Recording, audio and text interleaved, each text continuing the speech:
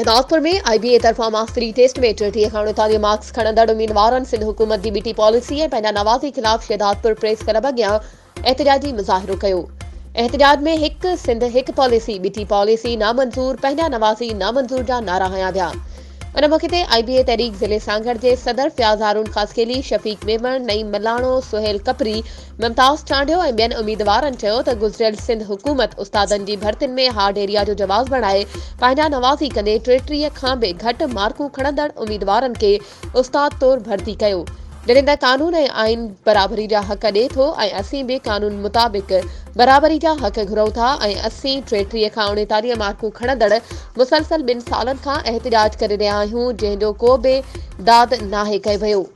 हुननि निगरान हुकूमत खां मुतालबो कयो त PST ऐं GST जी भर्तियुनि तां पाबंदी हटाए बराबरी जे बुनियाद ते पूरी सिंध जे उम्मीदवारनि खे 33 मार्क्स ते पास करार ॾेई सिंध जा बंदि पियल हज़ारे स्कूल खोले ऑफर आर्डर जारी कया वञनि। वधीक ख़बरुनि ऐं अपडेट्स जे लाइ असांजे चैनल खे सब्सक्राइब कयो